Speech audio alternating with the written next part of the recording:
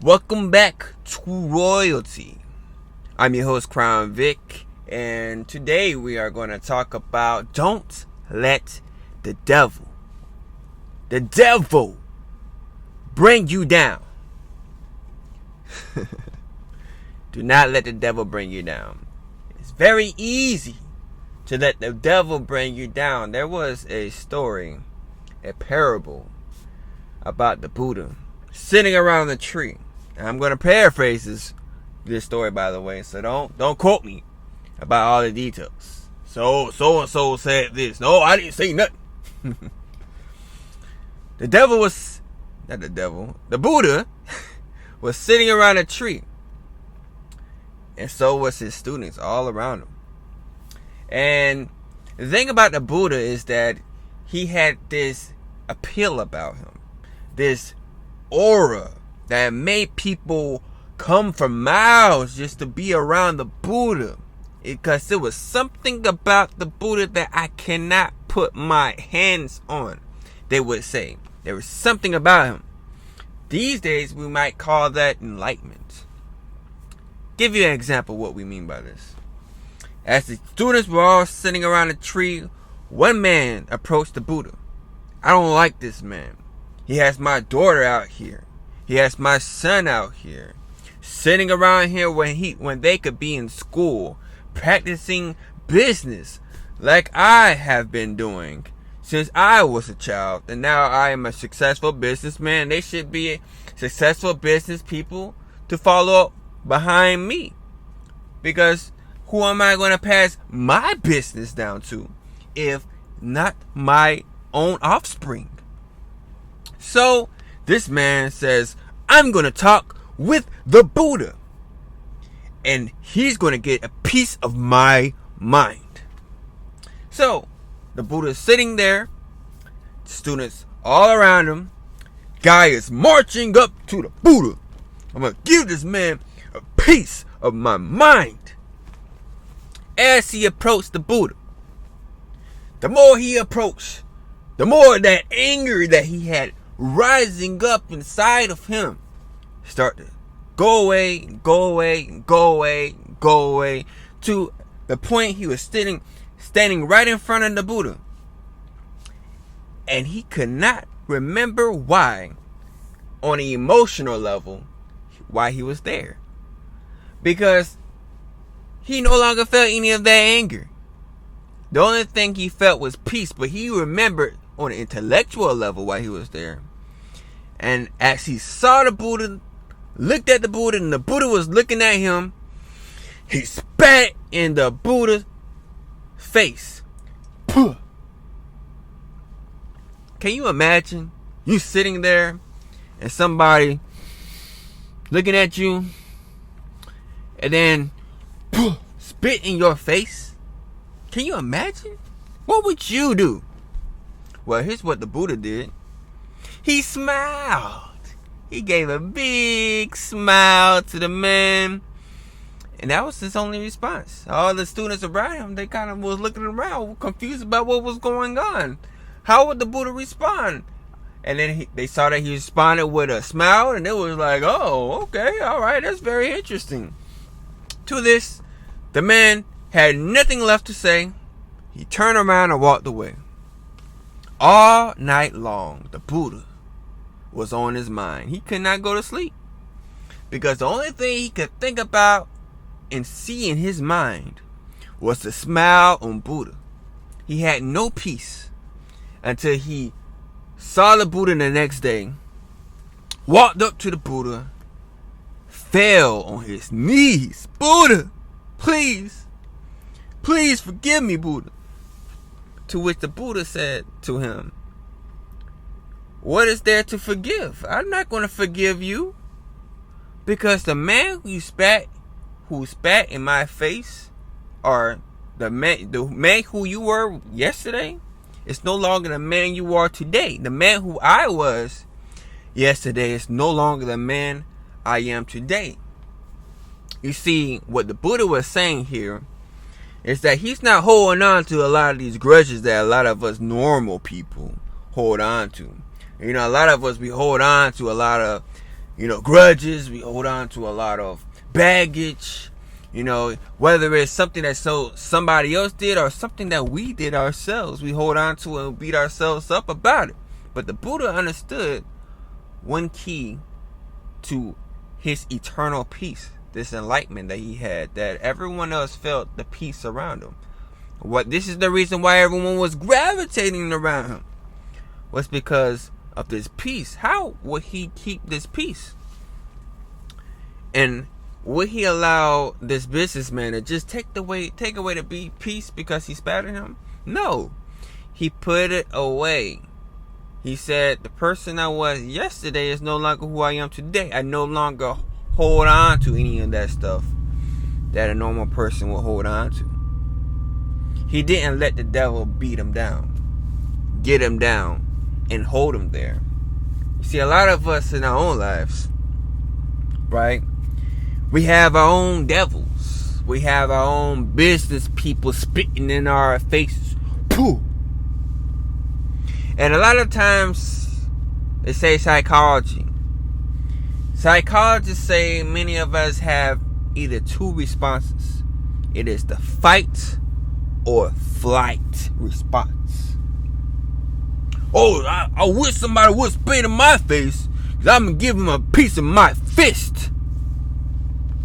I wish somebody would spit in my face. I'm going to give him a spit back in his face. You see, in life, people spit in our faces all the time. Maybe not literally, but circumstantially. Whether it's people disrespecting us, whether we feel neglected by somebody. It's many different ways we feel as if people are spitting in our faces, and that we need to get back at somebody.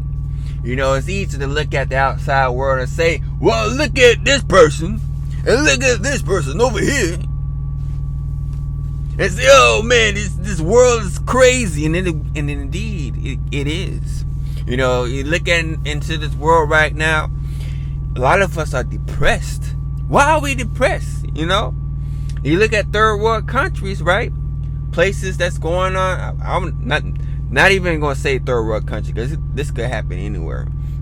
But you look at what's going on in the Sudan. It's a what they call a famine, right? A famine going on in the Sudan. A lot of exploitations going on in the Congo. We got wars going on in Ukraine, and then we got the genocide going on in Gaza. The Palestinians being bombed by the Israelis, and a lot of people say, well, it's not just them that's being killed; it's also the Israelis that's being killed by the Hamas, and so on and so forth. It's a deep rabbit hole of despair. People spitting in each other's faces. Oh man, we gotta get upset. Trump and the right wing versus Kamala Harris in the left wing. And it's talking about who's better and who's worse for America, who's doing us wrong. A lot of people are upset. People shooting the CEOs. Everybody's mad. And it's not like they don't have a reason why they shouldn't be. A lot of us, we are business minded, right? And by business minded, not necessarily literally business minded. We are caught up in this world that is here temporarily. We're here today and we're gone tomorrow. Maybe not literally gone tomorrow, but enough tomorrows pass by and we will be gone tomorrow. Right? We may not be tomorrow gone, but enough tomorrows pass by and we are going to be gone by tomorrow. We're here today and we are gone tomorrow. And none of this stuff will matter once we're dead. So why are we so caught up in the right now? Why are we so caught up in the right now? Because we are caught up in it right now because we are business minded. We are caught up in this realistic idea of the world. And I find myself caught up in this world as well. I had to recently take a look at one of my older videos and say, whoa, wait a second. I done forgot what it is that I myself was preaching about. I got caught up in the world and all these crazy scenarios. And let me tell you about this one thing. sometimes when you get caught up, right, in this world, we lose our peace. And what is this peace? This peace cannot be bought. You see these Donald Trumps and the Elon Musk in the world, with all the money that they have, they still have no peace. They're still going to be upset about something. Elon Musk tweeted, or I don't know what they call it nowadays with X, but the Democrats are trying to destroy me, so on and so forth. You know, we have oppositions, as they call the oppositions in the hip hop world. You know, the ops, right? The young people, the ops, right? And so we have all this stuff going around, right? And people spitting in each other's faces. But what are we going to do about it? Are we going to fight back like so many people have done? And there's many different ways in fighting back. You know, we can be upset about it when someone cuts us off in traffic. Yeah, that person, you know, cutting us off in traffic. But that person obviously not really hearing us. Or you can hear that other person. Or that person could hear you. And, you know, you can find yourself in a more drastic situation, right? You may try to run away from the situation, but that's not really solving it. You try to be an avoidant of it, you're still holding on to it. So what are we gonna do? Fight? We're gonna fight. We can fight. So when it comes down to it, are we gonna let the devil bring us down? So many people in this world are depressed, not just upset, but depressed, and they have good reason to be. We look at our scenarios and, oh man, you know, I don't have enough money to give my spouse or my kids the Christmas present, my loved ones Christmas presents. I'm not going to be there for this or that.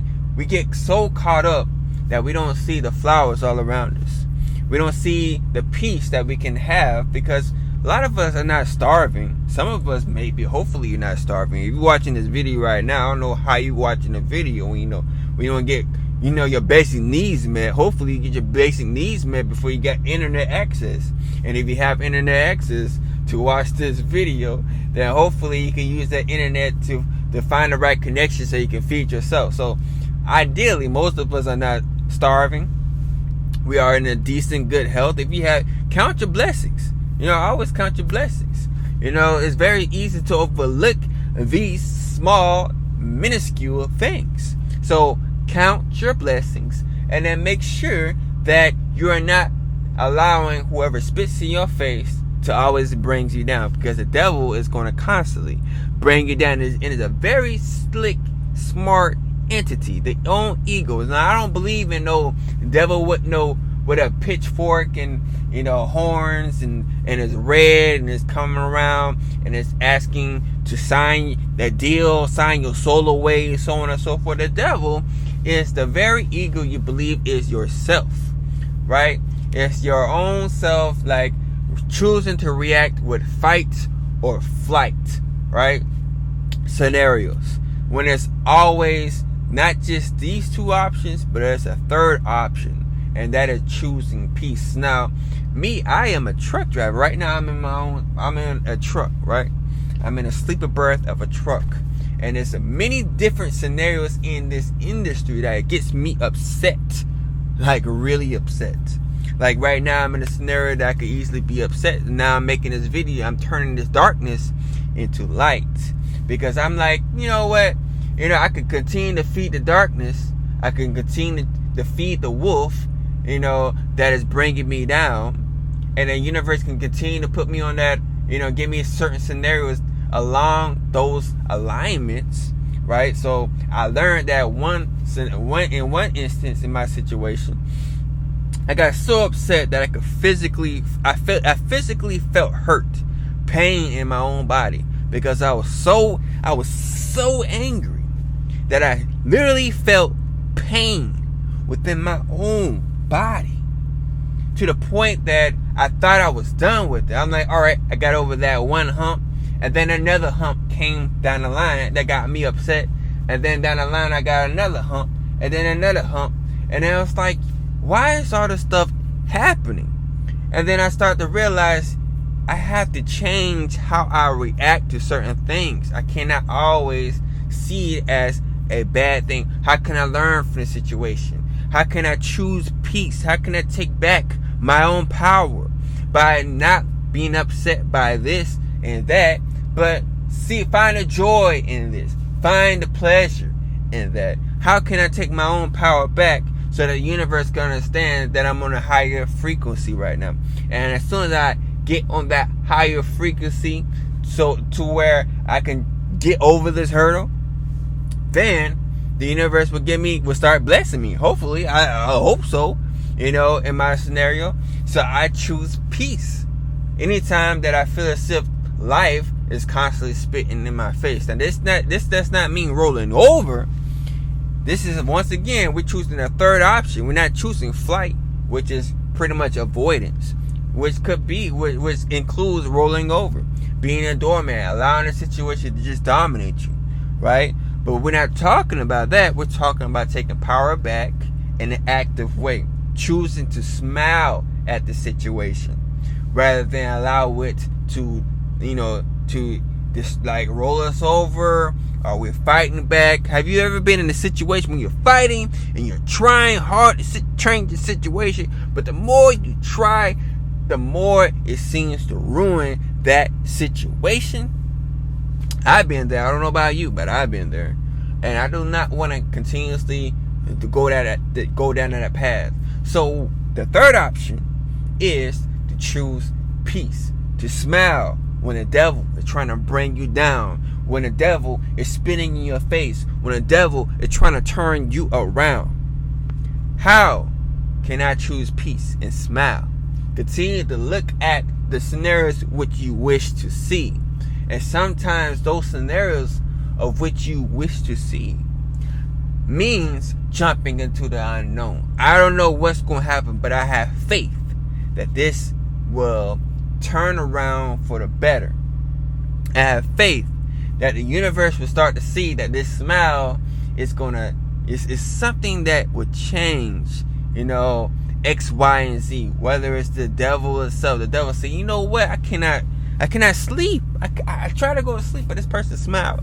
And I got to go back and I got to apologize and say that you're right. I got to change this circumstances.